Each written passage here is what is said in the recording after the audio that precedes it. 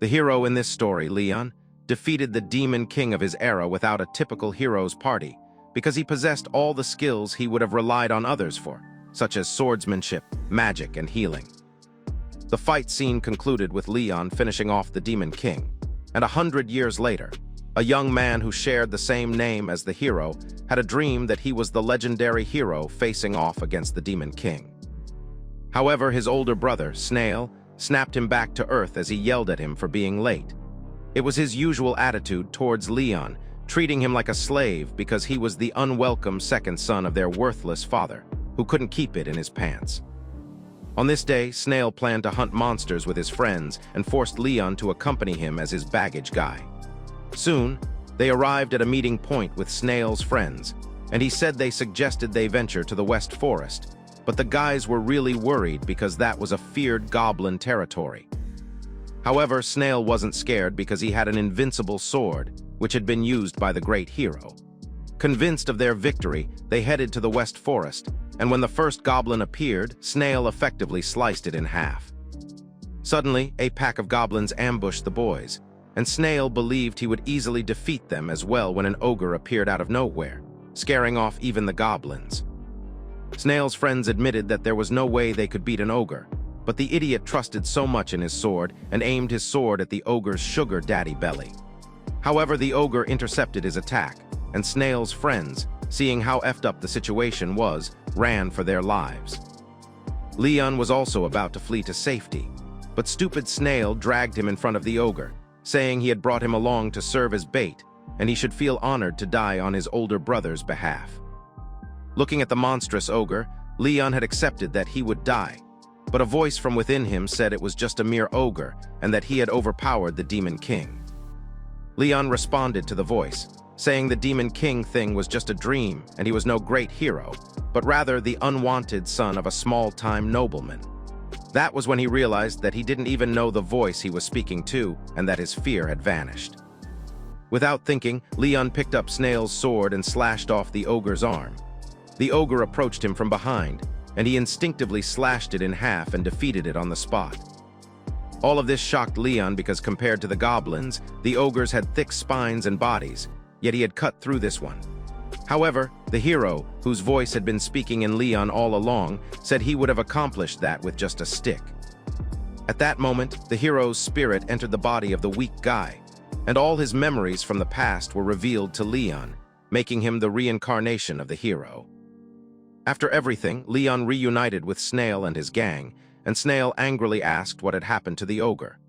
Leon said he defeated it, but Snail burst out laughing, saying there was no way Leon defeated the ogre, and the beast must have ignored Leon because he wasn't even worth the fight. Nonchalantly, Leon tossed Snail's cheap sword back at him, and his idiotic older brother couldn't imagine he'd suddenly grown a pair of steel balls, so he threatened to punch him. Unexpectedly, Leon tossed the ogre's head, and Snail and his group of cowardly friends shivered, realizing that Leon had actually defeated it. After disappearing from the area, Leon returned home to his pet slime named Sura. Before anything, he had to understand what was going on between him and the reincarnated hero in his body. The first question was how exactly the hero died, because it had never really been stated in any of the history books, as most of them ended with him defeating the demon king and living happily ever after. Also, the reincarnated hero had no memories of his past life and couldn't recall anything after defeating the demon king. However, he had a strange feeling that something had happened, and then remembered that right as the demon king died, a horrible curse had been placed on him. This curse was designed to trigger upon the caster's death, and was so powerful that even though the great hero had tried to dispel the curse immediately, it sealed his magic. He also tried to drink an antidote but was soon paralyzed and unable to move. Following that, he lost consciousness and died. In the end, both the demon king and the hero took each other down, and although the hero won in terms of strength, he had been careless. Now, this reminded Leon of the time before he defeated the demon king, when the demon asked him why he didn't have the usual hero's party to back him up. Perhaps if Leon had brought some companions with him, the curse would have been dispelled. In any case, he knew there was no time to start having regrets right now, because he had to decipher his abilities and those of the dude whose body he was inhabiting. Leon wondered if he was still as strong as he was in his previous life, because there was no way he could have defeated an ogre before in this reborn body, and that meant not all of his abilities had been reset. He opened the status window and found that he was on level 3 as opposed to level 100 when he was a hero. The good thing was that he still had the jobs from back then, including Swordsmaster, High Wizard, Saint, and King Thief, which were all at level 20. In their world, jobs were also known as one's calling, and if a person could obtain a job, they could get God's blessings. A person's basic abilities were adjusted according to their level, and certain skills and spells became easier to master. Furthermore, the maximum level for jobs was level 20, and once an individual had maxed out their job, they could receive even more powerful blessings. People could only have one job at a time, but after attaining level 20, they could attain a new, higher-ranking job of the same archetype or from a different archetype. In Leon's past life, he did that until he had attained the highest-ranking jobs in 4 different archetypes, and that was why he could successfully solo the Demon King. Anyway, at least now he knew that he had been reset to level 1 due to his reincarnation in a new body, but his job status remained the same. This was reflected in his ability levels, strength, endurance, dexterity, agility, magic, and luck, which were all at level E but became S rank due to the large bonus given by the blessing.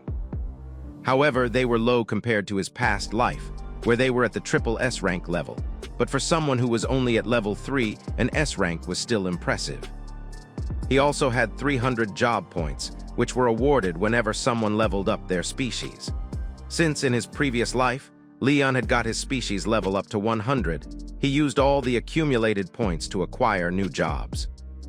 With his 300 points, he could get a new job right now and probably even get stronger than he was in the past. Within each job were 3 classes. Class 1 was for beginning jobs, which required only 100 points. Class 2 was for intermediate jobs, which required 400 points, and Class 3 was for advanced jobs, which required 2,000 points. After sorting the job classes he had attained in his past life based on their archetypes, he got the Swordsman, Mage, Thief, and Healer archetypes. The system worked in such a way that a species level maxed out at 100, meaning there was a limit to the number of jobs one could attain. The number of points received depended on the individual, but a person could receive 5 points for every level. In his past life, though, Leon somehow managed to receive 100 points every single time he leveled up, and given that he already had 300 job points at a mere level 3, it seemed he had carried that ability over to his present life. The job system also included extra jobs which fell outside of the typical archetypes.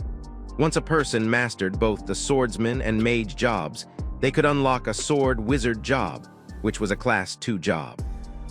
After mastering Knight and Priest, one could unlock Paladin jobs, which were also Class 2. After mastering Mage and Healer, a person could unlock Sage Class 2. In his past life, Leon could have become a Sword Wizard or Sage, but he took exactly 10,000 points to get 4 of the job archetypes. And since he didn't have anything left over, he didn't bother with the extra jobs. However, if he could obtain another 10,000 points now, he could get the jobs he gave up on in his past life. He decided to head to a church where he could check the job tree and consider his options. The church was the only place one could get a job because it required a special skill called prayer, which the priest archetype was master of. On his way out, however, he encountered his rowdy older brother, who told him not to go home without seeking permission. However, Leon's casual response annoyed Shrek's twin, who said Leon had been an impertinent little brat since earlier. But as he swung his fist towards Leon's face, Leon activated a double reflection skill which sent his punch back in his own face and caused him to pass out cold on the ground. The counter skill, known as doubled reflection, implied that whatever damage Leon took would be doubled and reflected upon his opponent. However, there was a limit to the amount of damage that could be reflected, as it would barely do anything in response to a Demon King-class blow. He checked on Snail and found that he was unconscious, and he'd gotten a nose job for free. A horrid-looking lady, who turned out to be Snail's mother unsurprisingly, and was named Susanna, came to check on her boy and asked Leon what the heck he had done to her sweet little boy. Leon said he did nothing, and Snail had suddenly collapsed on his own, but Susan claimed she had been watching when Snail approached him, and Snail couldn't fall without Leon having done something. She went on the offensive, saying Leon had forgotten that he was just a worthless son and was ungrateful despite her generosity towards him. But Leon told the saggy, naggy hag to shut up because he had more important things to attend to. He arrived at the church and was asked to place his hand on an orb to access the job tree.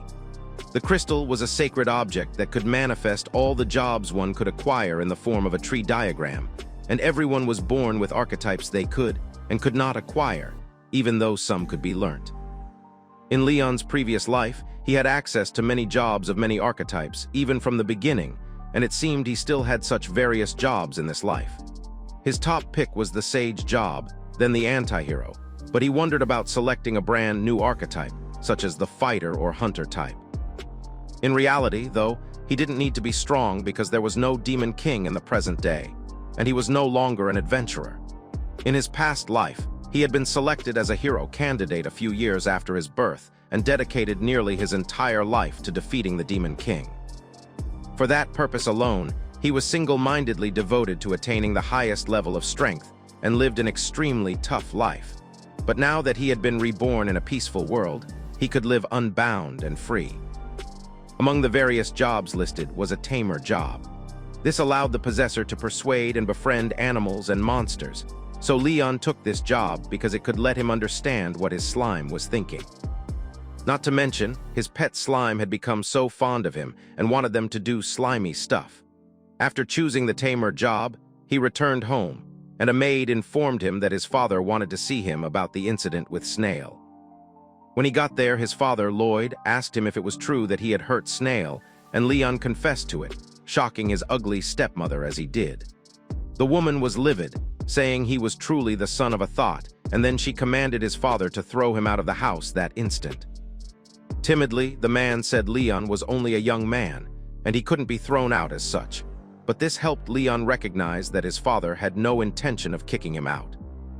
Years ago, Leon's father had an affair with his maid because her body was tea, and he couldn't help himself, and the result was the birth of Leon.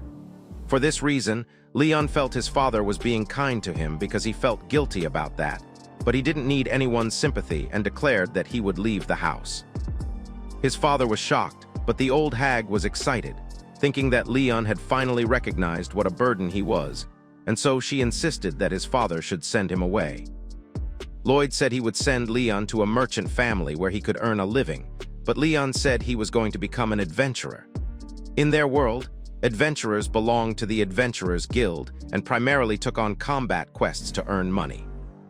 Since it was possible to rise to the top based on one's strength and past achievements rather than social status, it was a popular occupation for poor farmers and slum kids who wanted to change their lives in one big success.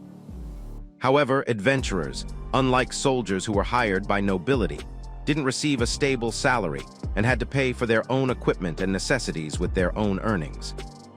In Leon's previous life, he had cooperated with adventurers to fight for the Demon King's army, although in reality, he was just doing whatever he wanted all by himself. In the present, his father was worried that Leon couldn't fight, but Leon said he had acquired a job suitable for combat at the church just a while ago. His dad was shocked, but Snail was disgusted and told Leon to stop lying because there was no way he could get a job at his present age. In fact, Snail boasted that even if he hadn't saved up enough points to get a job yet, he was at level 8. In any case, Leon was determined to leave the house since he could survive on his own, and he told his dad not to waste time worrying about him. When he returned to his room, his slime welcomed him back, and he could understand what it said to him. While he was playing with it, his father came into the room and gave him a bag of coins to take along with him. The man said he wished he could be a better father to Leon and asked for forgiveness for being able to do only so much. Leon could not turn down his dad's gift, so he accepted it, as it would make his journey easier. Through his magical portal, he summoned a bag that magically had almost 3 times the capacity of his room, serving as an item box to store tools in another dimension.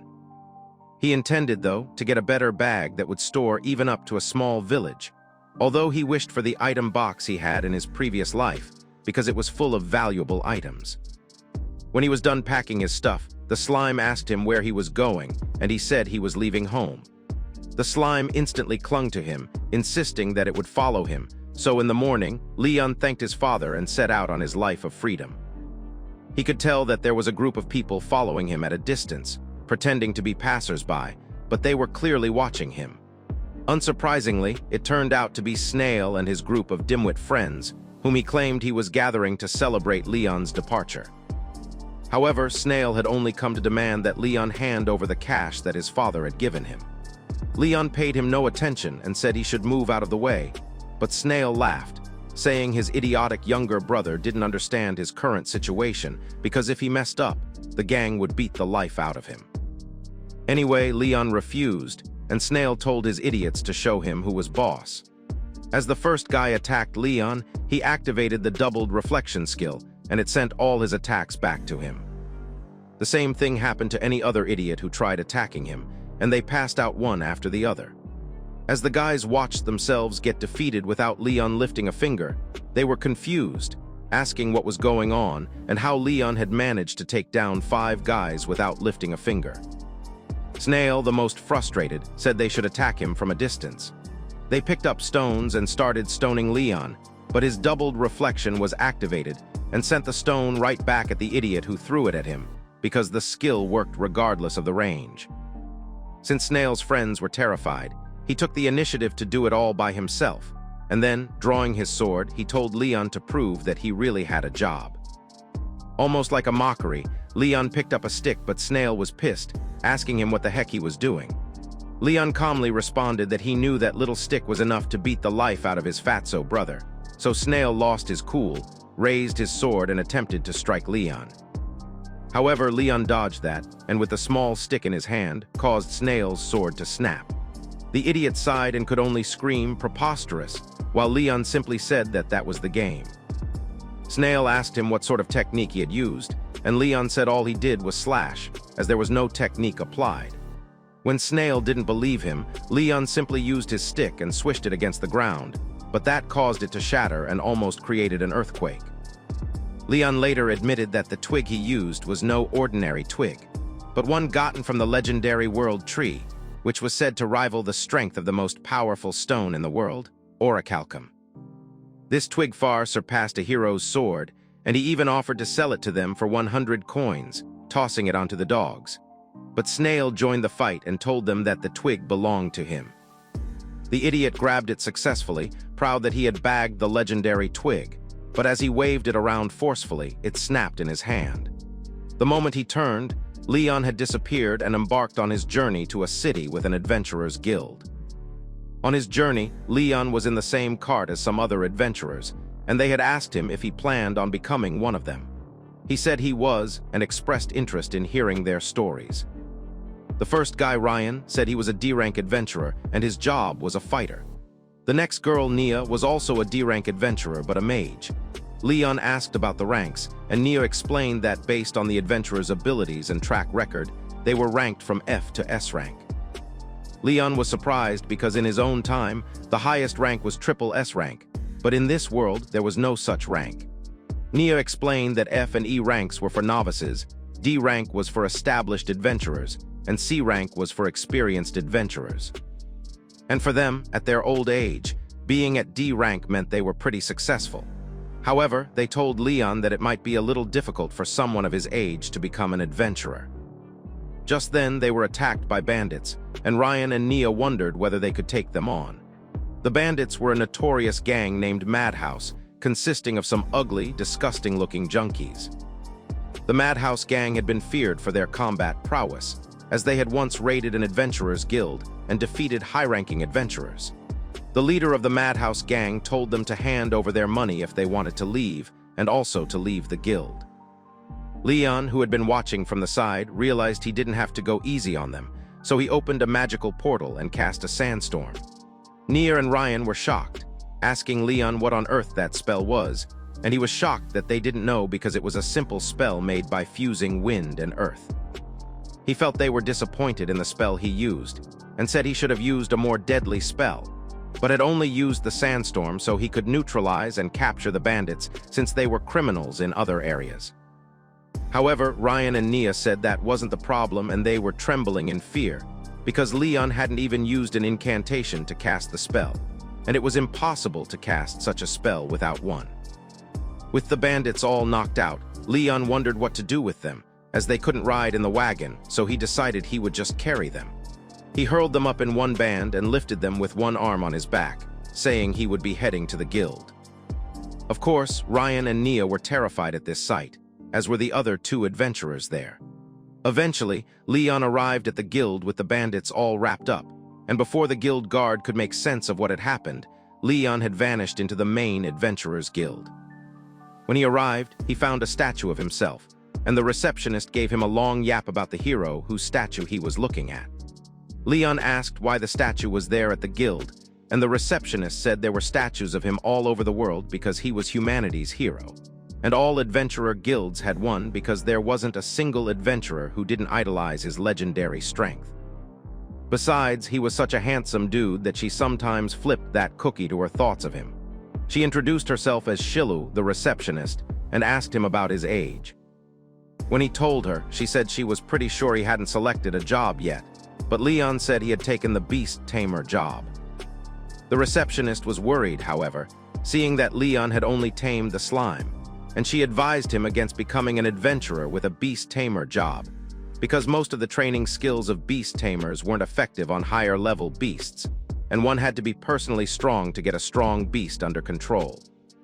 She then suggested that if he could become a Class 2 Arc Tamer, that would make much more sense and make him suited for combat. But that was still only going to happen years from now because the hurdles for a beginner to excel as a beast tamer were extremely high. In any case, since Leon was willing to take the test, she passed him a piece of paper to fill in some required information and told him not to lie, especially if he had a crime record. When she saw his name was Leon, she recognized that he had the same name as the great hero, and then Leon asked her what to expect in the exam. The receptionist shared that it depended on his job. For example, as a beast tamer, his test would involve a mock battle, and he would have to fight the examiner to display his skills. The examiner for aspiring adventurers was a man named Zaraga, who was sheathed in armor from neck to toe. He informed the candidates that his exam wouldn't be easy, because he didn't intend to let any weaklings pass and get themselves defeated by beasts, as that would weigh heavily on his conscience. Having briefed them, he tested them one after the other, but they all kept failing so easily, and most of them were convinced no one could compete with him. Zaraga, because he was a full-fledged adventurer. Next up, it was Leon's turn, but Zaraga looked down on him, seeing he was just a small man and a beast tamer to boot. And in fact, even a stray dog would easily defeat Leon's little slime. Leon knew that his slime deserved justice, so he asked if it was willing to fight against Zaraga, and the slime agreed. People began whispering, gossiping that Leon was just a beast tamer and only had a slime, meaning he wasn't taking the exam seriously. Zaraga was annoyed and wondered why on earth he had to fight his slime, but he didn't have to wonder anymore when Sura leapt and pushed him with one ferocious jump. Thereafter, the slime kept hitting him from all corners, giving him no chance to counterattack and actually beat him. Leon was also surprised, wondering just how and when his slime became so good. For some reason, the slime was just at level 1 but had A and B rank skills. So Leon wondered if that was how slimes usually were, or whether Sura was just a higher class of slime. He remembered that the nun told him that companion beasts were strengthened by their master's mana, so it was no longer surprising. In the end, Zaraga admitted defeat to the slime, but the adventurer was ashamed of himself because he was a Class 2 power fighter and couldn't believe a mere slime hurt him so much. People were shocked because Zaraga was a C rank, yet a measly slime managed to defeat such a veteran adventurer. Leon was quite disappointed, though, because if that was a veteran, then he should certainly have been stronger. In the end, Zaraga said that Leon had passed, and he admitted there was no way he would fail anyone who could defeat him. No, even though Leon's slime was strong, Zaraga admitted he was nervous about Leon having only one beast, and then he recommended joining a party as soon as possible. Back at the guild reception, the receptionist was shocked that Leon had passed, especially with Zaraga being his examiner, and in the comments, it stated that Leon beat the examiner to a pulp and scored an A. Anyway, Leon asked her if there was a triple S rank presently, but she said there was none, as no adventurers could meet the outlandish requirements presently. In fact, one would have to be strong enough to solo a behemoth to attain triple S rank, but Leon didn't think it was even a difficult requirement. For the triple S rank, one only had to defeat a disaster-level red dragon in a solo fight, and only a monster could achieve such. At present, S rank was the highest, and one had to defeat a disaster-level king orc in a solo fight to qualify, but there were only a few S ranks in the world, as very few people could attain this. Leon asked her why there were so few, and she said that she heard back when the Demon King was alive. There were tons of triple S and triple S rank adventurers, but the beasts back then were much stronger than the beasts in the present day. The immense mana of the Demon King strengthened the beasts and drove them into a frenzy. But since it had been 100 years since his defeat, the world became peaceful, and as the beasts weakened, humanity became weaker, making it harder to earn experience points. With that, she handed Leon his guild card and asked him not to lose it. She also gave him a companion beast tag for his slime, saying as long as he was wearing it, he would be able to take his slime around town without issue. Later, when Leon was at the board checking out quests, two of the girls he had journeyed with invited him to join them on a quest. Seeing them, he recognized them as the female adventurers who had been attacked by bandits earlier, and they introduced themselves as Yuri and Sarah. The girls informed him that they had passed the same test as he had and commended his slime for being extremely strong, as it had defeated the examiner. However, they worried about Leon going on a solo adventure with only his slime, and so he said he was willing to join them if only they thought he would be good enough. Sarah admitted that she was relieved, as she had been worried all the time that it would be only the two of them, so she had to gather more information before deciding to join a party. Evidently, they were the only women there, so they had been approached countless times. But they worried about men having ulterior motives and were quite selective with who they would join their party. Anyway, Sarah selected a quest to exterminate kobolds in an effrant forest, and they all agreed that it was a good first quest. Arriving at the dungeon, they found no kobolds, but they knew there would be a lot more of them deeper in the forest. However, remembering that the receptionist had advised them against defeating the kobolds in the forest because it was too dangerous, they wondered whether Leon just knew that heeding her advice meant they would go home empty-handed. Instead of leading the girls into the forest, he decided to signal the kobolds to come, and they arrived in their numbers. At this point, it was a whole herd, and Leon was excited that at least they would get a gold coin for each kobold defeated. However, Sarah said there was no time to count their reward, and they had to get the heck out of there. But Yuri told Sarah that it was of no use to run, as the kobolds were so fast, and they would never be able to get away. This left them no choice but to be determined to defeat the kobolds, and Leon could understand their nervousness, because it was their very first quest. His slime stepped forth, and Sarah said she and the slime would take down the kobolds while Yuri would protect Leon from the beasts that they couldn't stop. Yuri agreed, and Leon stood there like some perfectly innocent gentleman watching as the girls and his slime dealt with the beasts. However, one sneaked past Sarah, and Yuri decided to handle it, but it wasn't headed for her and instead jumped straight at Leon. It seemed hopeless at first, as Leon hadn't brought a sword with him, but with his bare hands, he grabbed the kobold's neck and choked it like he would his girl, smashing its body on the ground afterwards. This shocked the girls, and they were speechless. On the other hand, Leon felt as though he had grown weaker than in his past life, but he could excuse this since his level was still low. Minutes later, the kobolds targeted him specifically and all swarmed around him, chopping at his body, so the girls were scared that Leon was being eaten alive. However, he told them it was okay, as the kobolds were just play-biting. Now that they were under his command, he used his bare hands and dealt with all of them at once, as the girls were so shocked that they would rather believe they were dreaming and had to do a pinch check to confirm that. Thereafter, Leon rounded up the kobolds, piling them all upon each other and apologizing later to the girls when he noticed that they were rattled. He apologized for beating the kobolds all by himself and asked if they wanted to fight, but both girls vehemently said they weren't interested. However, Leon said he was going to split the reward with them, as they had discussed from the start. But still, the girls were trying to say that wasn't the problem. And just then, they heard a roar from the forest, and appearing before their very eyes was the most gigantic kobold ever. This supersized kobold was the Forest Lord, and it confronted Leon for defeating its brethren. The highest rank of the kobold was the Kobold King, which was capable of destroying small villages and towns all by itself. It would take a senior adventurer of A or B rank typically to defeat them. So already, Sarah and Yuri slumped on their knees, believing they were about to die on their very first quest. They said they were too reckless and only wanted to cash out big. But Leon didn't understand the whole drama they were acting out because to him, it was just a normal kobold that was a little bigger. Anyway, the Kobold King moved forward to avenge his brothers, but as its fist drew nearer to them, Leon stopped it with one hand and told them not to worry. They asked him how he could be so freaking calm when their opponent was a Kobold King, but to their utter shock, Leon blasted its dick into the forest with one simple push.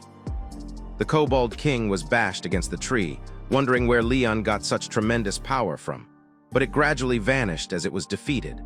After the whole ordeal, there was a huge pile of dead kobolds, and they couldn't take them all back. Obviously, but for some reason, all the kobolds sprang back to life.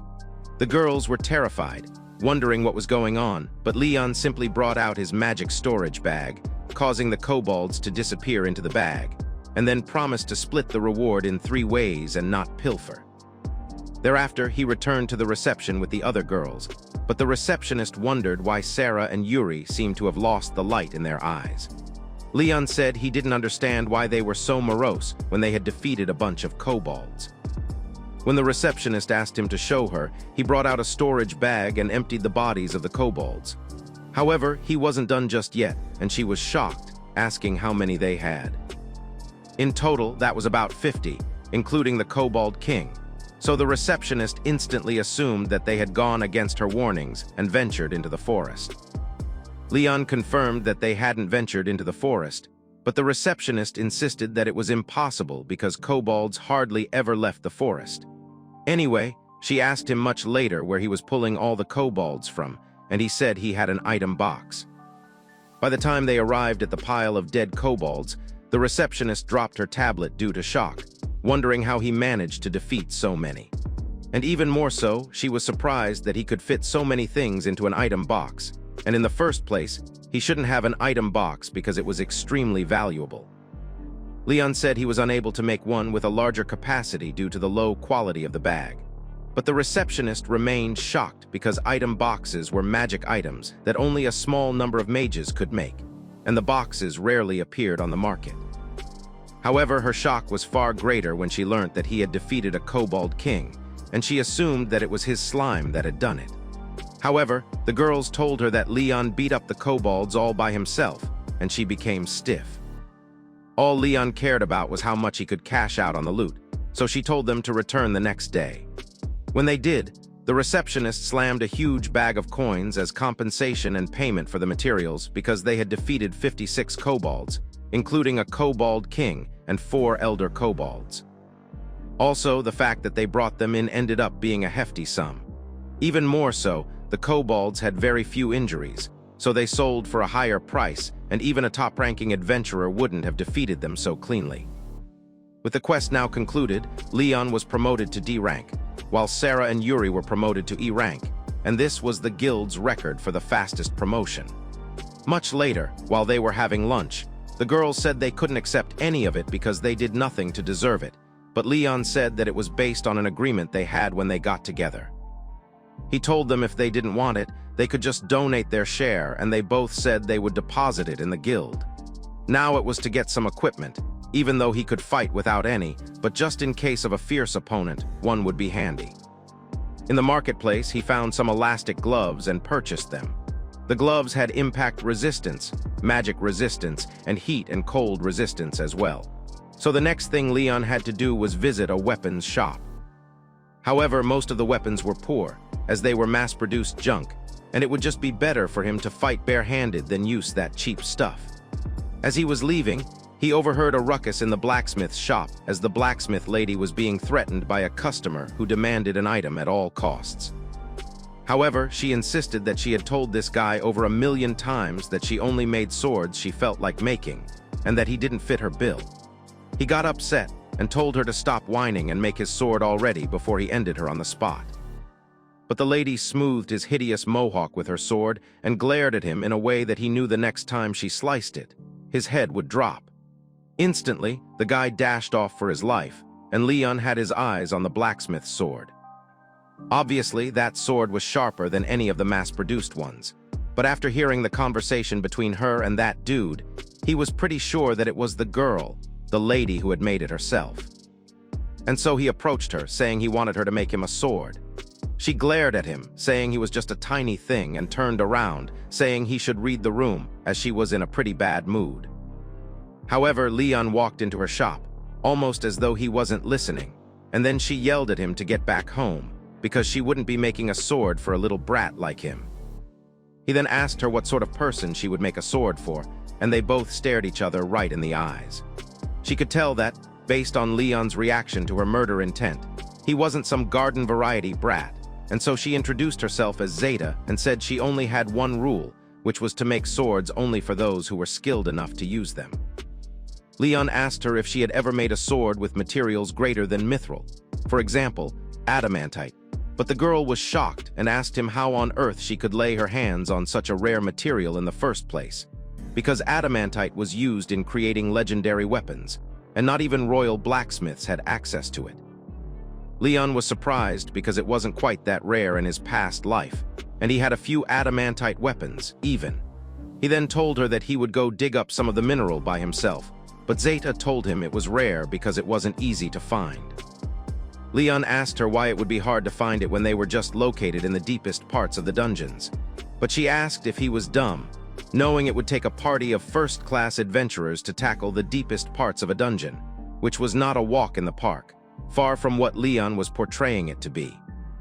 Seeing that he still believed in easily achieving his aim, Zeta said she was going to gather materials anyway, so she would accompany him and judge for herself whether or not he was worthy of one of her swords. They ventured to a dungeon in the north, which had so many floors, with the 20th being the farthest ever reached by any adventurer. As one ascended, the monsters became more powerful and the traps became deadlier. But even on the 20th floor, the probability of digging up adamantite was fairly low. To ensure one found some of the mineral, they would have to arrive at the 30th floor at the very least.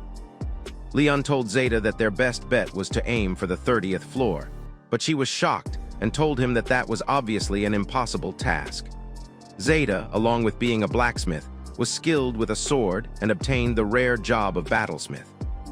She believed she had to be able to wield a sword herself in order to create swords that would excel above others, so she had been training in swordsmanship since childhood. To collect materials, she often soloed the dungeons that even master adventurers would rather challenge as a party, but all by herself. Zeta had made it to the 12th floor, and for that was regarded as one of the top-class adventurers in their city. Because she also exuded the aura of 10 men in behavior and looks, the ladies were also crushing on her. So Leon wondered why such a woman was screaming at the top of her lungs while they ventured through the dungeons, simply because she saw a black minotaur, a boss troll, and a twin-headed worm. Somehow, they had made it to the 30th floor, and Zeta couldn't believe it, so she just kept shrieking right next to him. But Leon told her that he had informed her ahead of time that they would be headed to the 30th floor for now. Of course, this meant they would be going further down, and Zeta, ever fierce and fearless, was suddenly crying for mommy. In any case, she felt that if he was already so strong, he didn't need a sword from her, and even a mass-produced sword at a street stall was good enough to take down a red dragon. However, Leon showed her that a mass-produced sword got worn out in no time, and she picked it up, saying that it was the first time in her life she had seen a sword wear out so quickly. In fact, it broke right in her hands and she panicked, asking if he would use hers instead. But by the time she offered him her sword, he had defeated the last monster without a single weapon in hand. So she told him he didn't need any sword. After a while, they sat to rest, and Leon said they could have a light meal in the middle of the floor. He brought out some stuff, and she wondered how on earth he got all of it, and then she saw that he had an item box. Leon had earlier collected some twigs, so he started a fire and boiled some water in a pot. Thereafter, he stewed the meat and vegetables while boiling the pasta in a separate pot. The meal turned out great, and he offered Zeta some, but even though the silly girl was salivating, she instantly rejected his meal, saying she wouldn't eat in such a place. However, the food was so delicious merely from its looks, and Leon didn't even bother with her while he kept eating to his fill. She eventually joined him and attested to how great the meal tasted, saying she never believed she would have such a tasty meal in the dungeon. Thus far, they were on the 33rd floor, but it was a house of monster horrors according to Zeta. However, Leon said they could take the shortest route and just barrel through, but she almost ripped his head off, asking him if he was blind or if he couldn't see. He was blind and couldn't see how scary those monsters were. But when she came closer to him, Leon told her she stank like his unwashed underwear. While they were having their tiny beef, the huge monsters noticed their presence, and Leon decided to use magic since it was a large group of monsters. Before her very eyes, he summoned fire from hell and roasted all the monsters. To put out the fire, he used a skill known as the flood myth, but he only wanted to flood her grilled meat. Ignoring the look of utter shock on her face, Leon said they should keep moving. They eventually arrived at the dungeon cavern corridor at its very bottom floor, where a dragon was. The dragon asked who had dared to disturb his slumber, but the irritating manner emanating from the adventurer made it aware to this dragon that it was none other than Leon, the hero who had defeated him before. But before that, they had encountered some adamantite in the walls, and Zeta was glad that they would finally return to the surface. But Leon said since they were there, they might as well keep mining, since they could find more on that floor, and so he mined as much as he could, asking if she could make 100 swords with that much adamantite. Thereafter, he finally agreed for them to return home, but Zeta said she needed a breather. Leon went through the stats and realized he had leveled up a ton. His species level had jumped to level 42, and all his abilities were on double S rank level. Similarly, Sura had reached species level 64, and most of its abilities were A or S rank. Leon advised that if the slime kept working hard, it might get strong enough to defeat a demon king someday, so Sura said it would keep working hard. They were presently in the safe zone on the 40th floor, and this zone was only safe because monsters rarely ever appeared there. Anyway, when they had rested enough, it was time for them to leave. But they heard a loud roaring and noticed that all the monsters in the dungeon were heading in their direction. In quantity, the monsters numbered at least 500, but Zeta only hoped that they wouldn't meet them there since it was a safe zone. However, Leon told her to prepare for the possibility that some weird monsters would venture into the safe zone, because there was no guarantee they would all adhere to instructions. As though he had predicted it, the monsters appeared right in front of them. So Zeta almost lost her mind and brazenly claimed she would defeat them even if there were a gazillion. Obviously, these were signs that she had lost a few screws in the head, so Leon knocked her out and kept her in his slime's care. He then turned to face the monsters and thinned their numbers out by using magic. Particularly, he activated his sandstorm and double reflection, and the monsters dealt with themselves in no time. He found this easy because in the past, he had faced off against as many as 10,000 monsters at once, who were controlled by a commander in the Demon King's army. It was a pretty tough fight because he was also protecting a town at the same time, so currently, dealing with 500 monsters was a walk in the park. Moments later, when the battle was over, Zeta woke up and was surprised that she had fallen asleep. Leon told her she passed out, but she found it weird that she would pass out so suddenly. Anyway, since she had regained her senses, Leon said they should return home. But right as they decided to do so, the ground beneath them began to crack as a result of the excess weight of the monsters that had been there. Thereafter, they began to fall, and Leon quickened his fall so he could grab Zeta while she was falling. When he rescued her, she blushed, knowing she was in the arms of her sugar baby boy.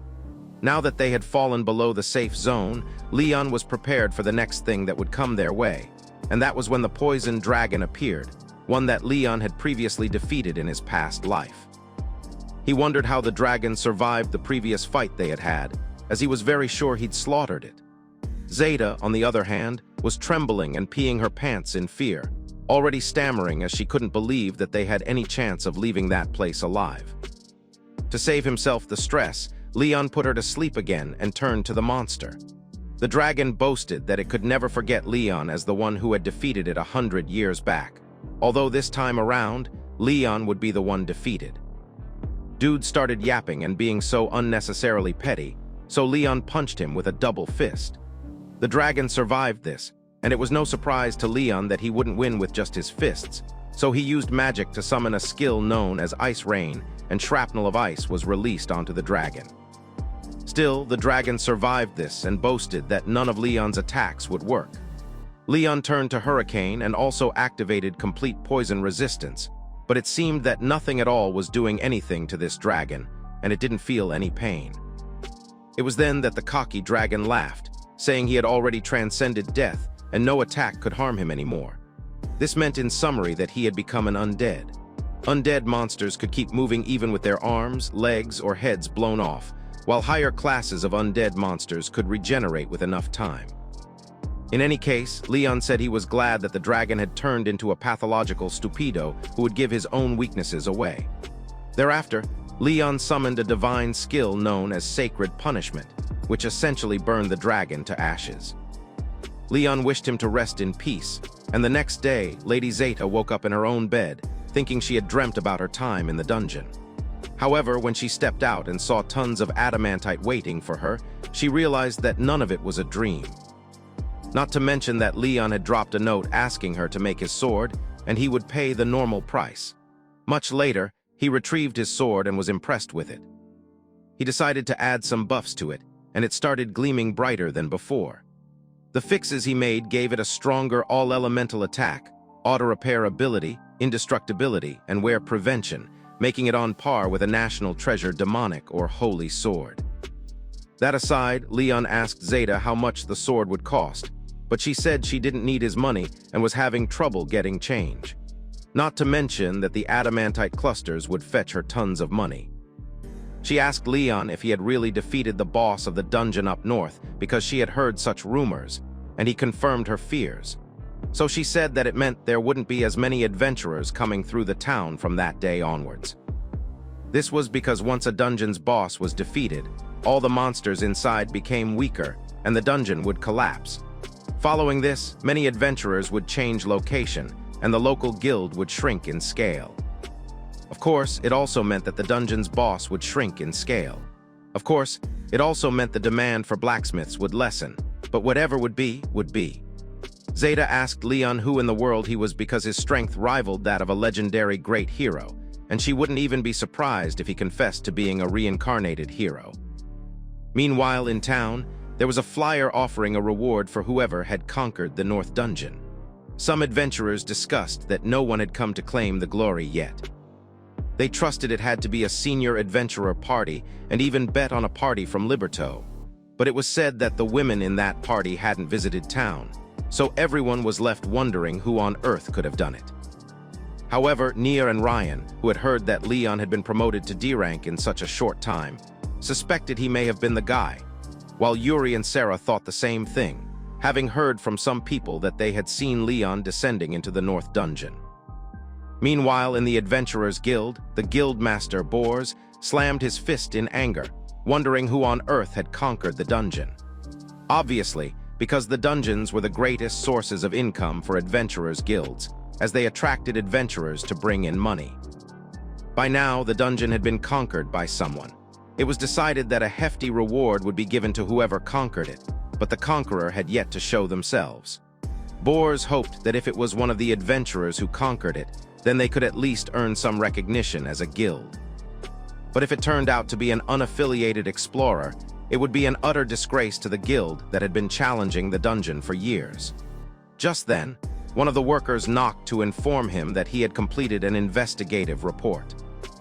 Unfortunately, they had no definitive leads, but a rumor had been spreading among adventurers that perhaps a certain lad was the conqueror, and it was the one who had recently become an adventurer. Bors said it was nonsense, and there was no way a mere lad could conquer a dungeon. But when he heard that Leon had apparently defeated a C-rank adventurer and slaughtered a kobold during his first quest, he began to consider the possibility.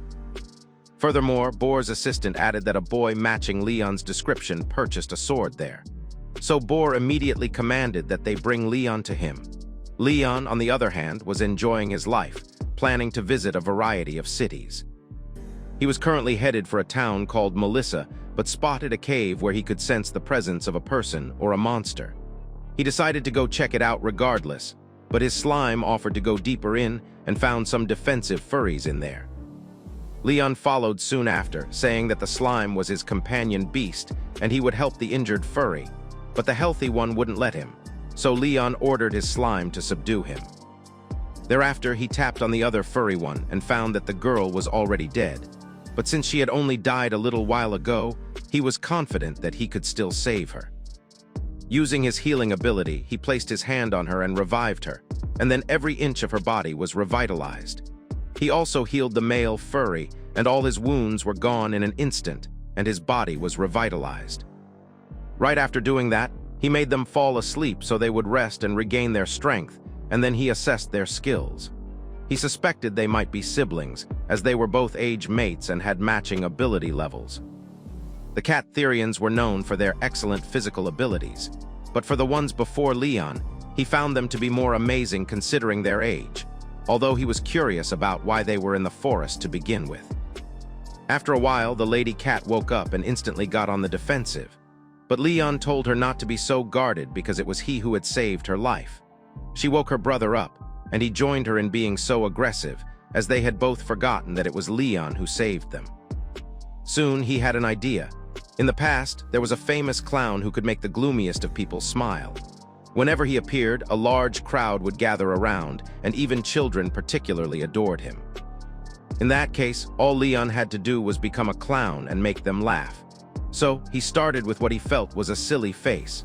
Instead of the roaring laughter he expected, the cat Therians stared at him like he was some uncle who was trying to look cool at the cost of his dignity. He tried again to perform some creepy dances, but nothing was working just yet, until the twins took pity upon him and, since they had now warmed up to him, he created a nice meal for them, and when he noticed that they hesitated to eat, he assured them that it wasn't poisoned.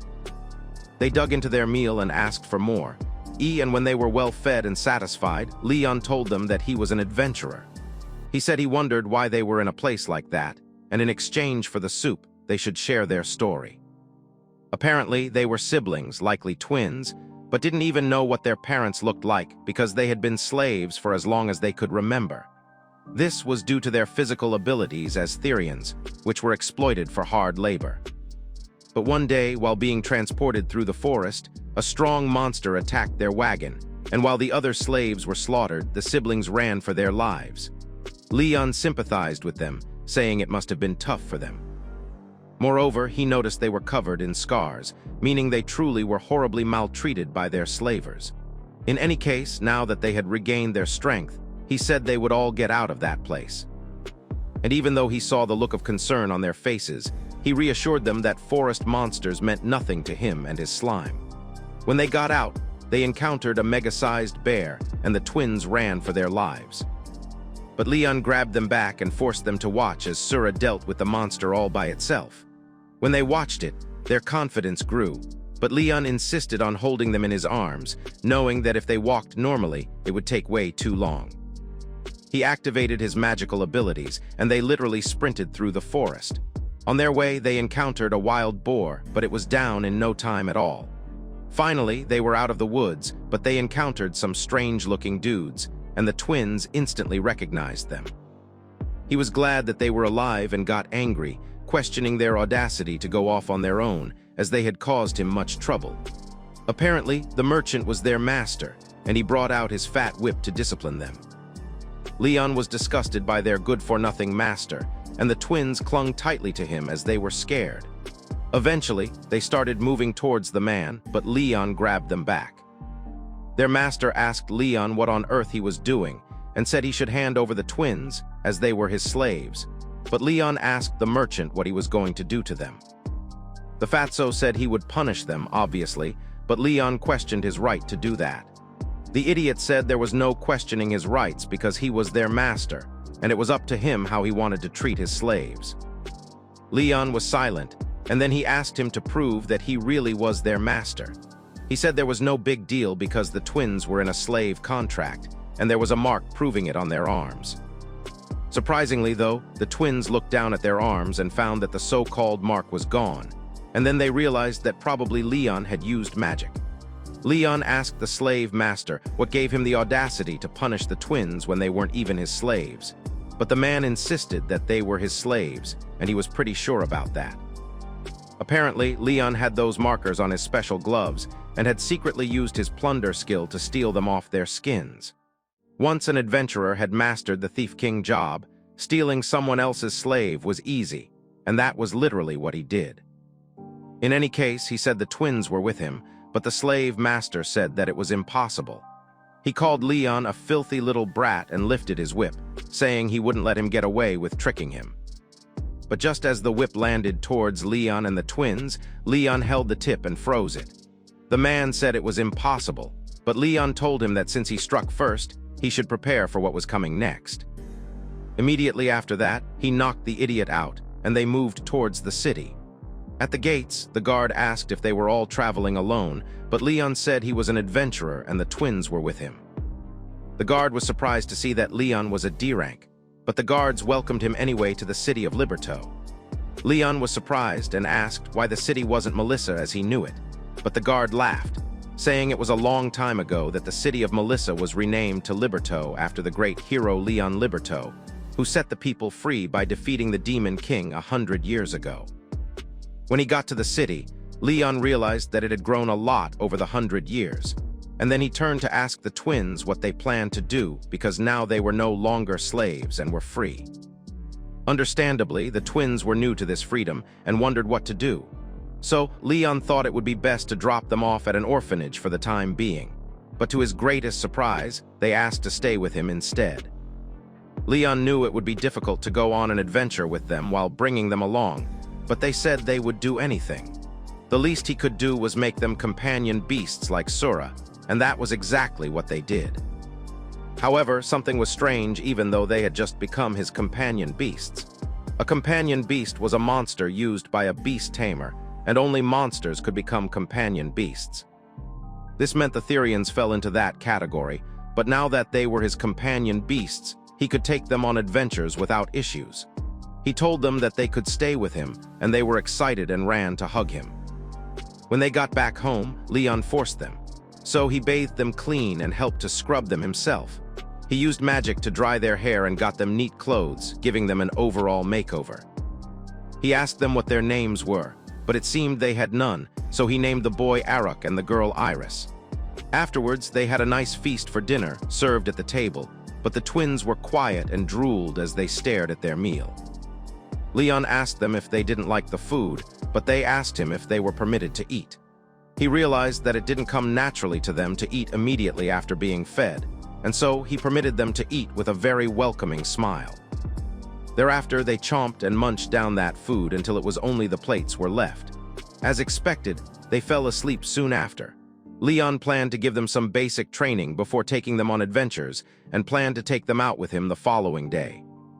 He thought back about his day, remembering that he saw bronze statues of him everywhere in the city of Liberto, realizing, and also noticing that so many people were worshipping him. Among those people was a fresh maiden named Hetty who was going on an adventure with her friends.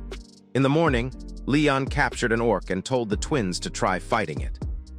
This was a high orc that even senior adventurers struggled against in the modern day, but Leon said that orcs weren't all that strong, and all the twins had to do was kick that dude with all their strength. They did as they were instructed. Unsurprisingly, one combined kick sent the orc flying. Their next task was to defeat some dragon-like creature. 3 days later, the twins had become quite accustomed to combat, so it was time for Leon to visit the guild with them. Arriving at the guild, he met the receptionist and said the twins would like to become adventurers and partake in the next exam to qualify.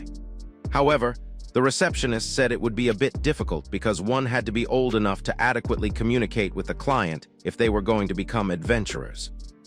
And if such a person was part of a party, their qualification may be judged with a bit more leniency.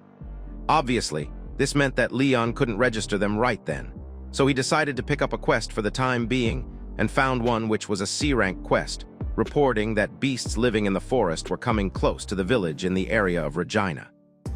He planned to get there in about half an hour, but just then, some adventurer dude called him a brat and asked him what someone as small as himself was doing there. Leon said that it was because he was an adventurer, and the dude asked about the twins. Leon said they weren't adventurers, and he laughed. He mocked Leon, saying he was just a brat leading other brats in adventures, and then asked Leon to hand the quest over because he had his eyes on it. As his hand reached forth, Leon's slime taught him a very good lesson and almost destroyed his wrist.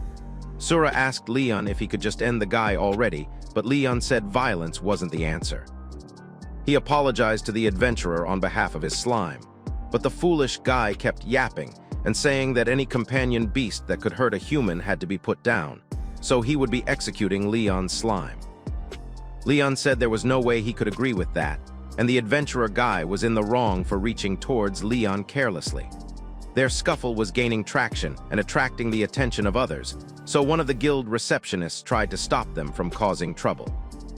However, the rude adventurer told him to shut his trap, because he was a B-rank senior adventurer who didn't need a low-level staff member butting into his business. He was about to lift his sword and complete his mission of ending things for Leon's line when a lady named Henriette, Hetty for short, appeared, asking him what the heck he was doing. She asked the receptionist to narrate everything that was happening, and before she even said anything serious, the idiot named Gris walked away shamefully. As she was getting acquainted with Leon, saying she was just an adventurer, a dark-haired girl named Kana told her to stop being too modest because being an A-rank adventurer was not just any adventurer. Kana stared into Leon's eyes and said he was just her type, and she wouldn't mind stuffing his protein in the right places. Hetty told her to stop dragging pure dudes into her weird fantasies, or else she'd decapitate her right away.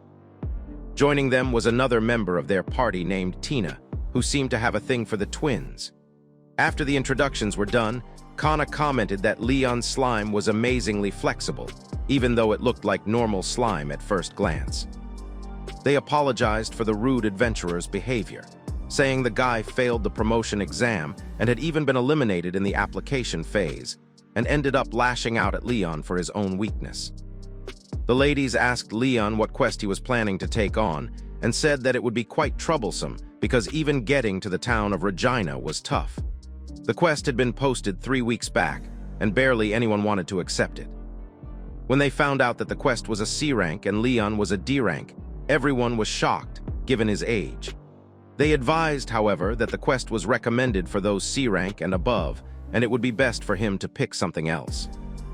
But Leon insisted on sticking with that quest, because he felt that if no one was stepping up to the challenge, then the client who issued it must have been in a tough spot. Since he insisted, Hetty decided that they would help him out, but Leon, knowing he wouldn't be able to run around with the ladies, consulted with the twins. And since he noticed that they were equally uncomfortable, he told them that it was all good, and he would feel bad asking for their help. Hetty insisted that he shouldn't worry, as they were doing it for themselves, because they were worried about Leon traveling with the twins, knowing it must have been quite rough for him. They said they were also not after any part of the reward, so Leon realized that they were pretty serious, although he had no idea why they were so eager to tag along. They soon revealed the reason was that Regina had hot springs, and they all wanted to take a much-needed break. Furthermore, Kana revealed while salivating that she couldn't wait to bathe with a pretty lad, while Tina was eager to share the hot spring with those twins. Well, that was all Leon needed to know about their reason for tagging along. To head into the town, they booked a wagon that was being carried by a unicorn. This unicorn was said to have several times the horsepower of a normal horse. And with the wagon, they could reach Regina in about an hour. When Kana and Tina couldn't resist salivating at the idea of being cramped up with Leon and his twins, Harriet said they would be cramped up at the very back. Moments later, they arrived at Regina, and it indeed was a pretty small village.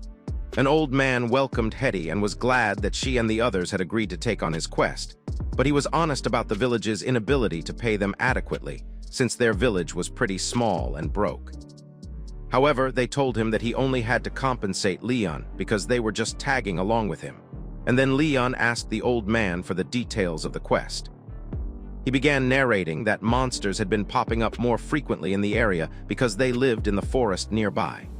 However, it was usually quite rare for them to venture out of it, so the quest was for Leon and his team to figure out the cause of the shift in the behavior of the monsters.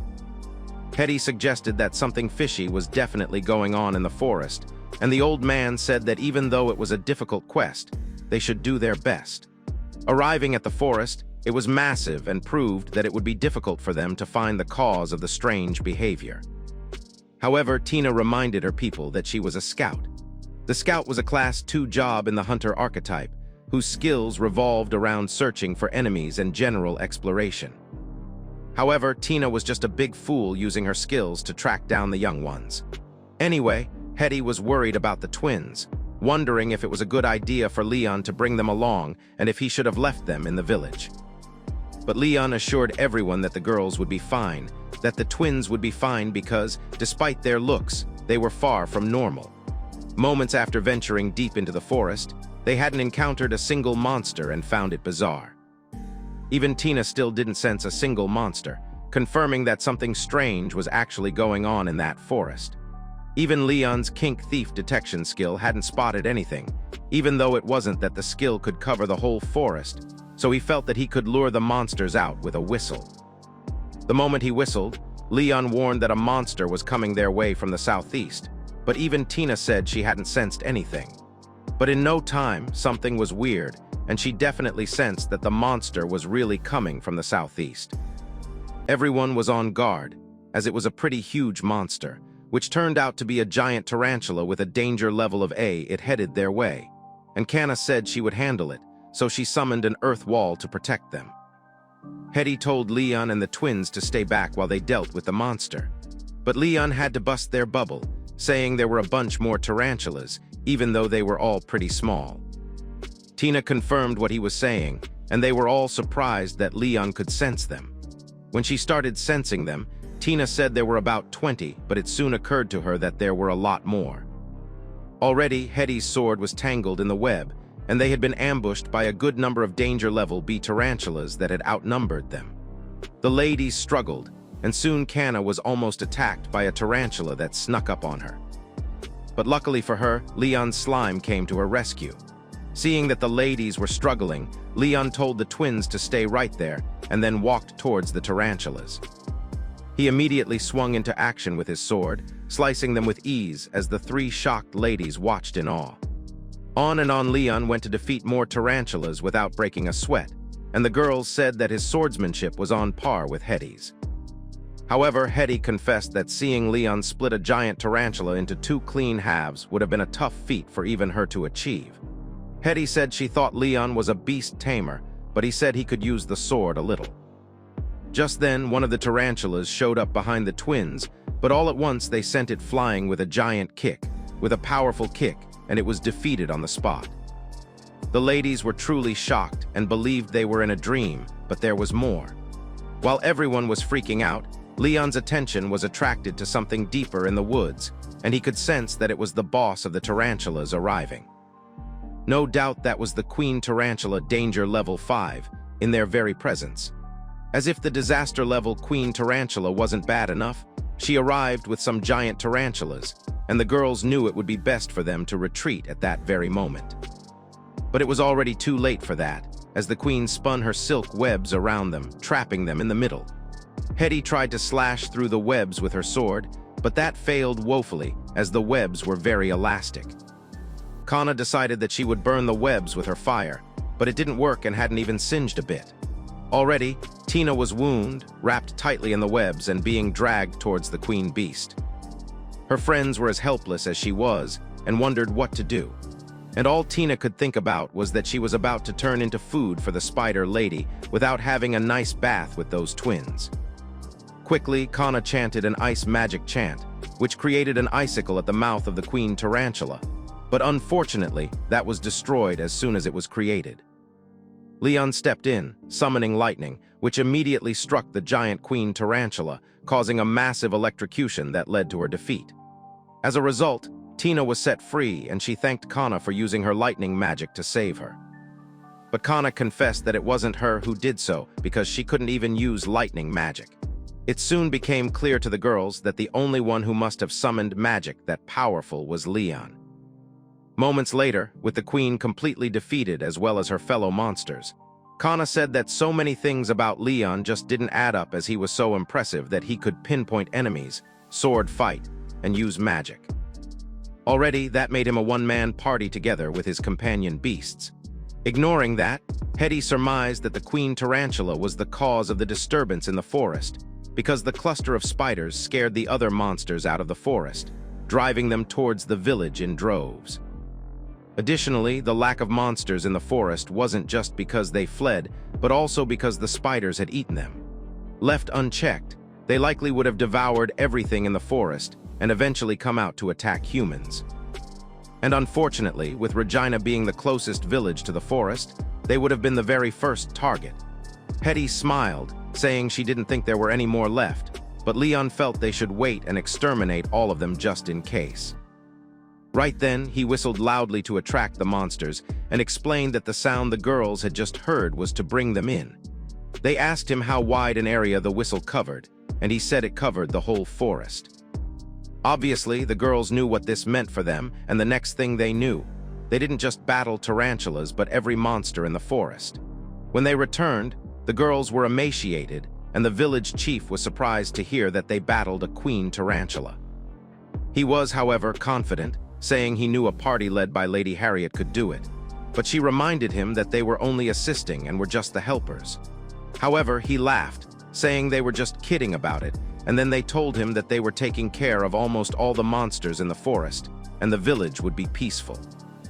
After a long, hard day of work, the village chief brought them to the best hot spring in the village, and said they had reserved the entire inn just for them so they could relax and enjoy. Leon and the twins wanted to get changed and enjoy the hot spring, but Cougar Kana asked him to join her in the women's bath. He reminded her that he was of the opposite gender, but she said since they had already fought, it would be nice for them to know and get into each other. However, Leon politely declined, and Tina told Kana to give up already, as this dude had the wisdom of an old man. The next thing was how to drag the twins into the bath with them, as Tina obsessed over them. But Hetty told her silly teen girls to cut it out already. Eventually, Leon got into a different bath with the twins, particularly the men's bath. Iris had refused to join the ladies in the women's bath, so she joined Leon and her brother. But that was no issue at all since there were no other guests. However, the crazy cool girls showed up completely undressed with Kana's heavy watermelons and Tina's invisible peanuts. Kana told Leon to feast his eyes, but he created a barrier and protected himself from the devil behind him. Tina, on the other hand, got in and was glad to be in the same water that had the twins' bodily fluids. But they were surprised when Hetty joined them there too, and they assumed she had only come to see Leon without clothes on, or even worse, the twins. However, Hetty admitted she was lonely all by herself, as she was previously in the women's bath, but just then, they turned to find that Leon and the twins had disappeared, and they were both upset. It turned out that Leon and the twins had gone to the women's bath and were finally enjoying a nice and quiet bath. That's it for this part of the video. Will Leon ever make it back to triple S rank in this world? If you'd like to find out in the second part of the series, type "Yummy Mummies" in the comment section. Give a thumbs up if you enjoyed the video and subscribe to the channel for similar content. As always, thanks for watching.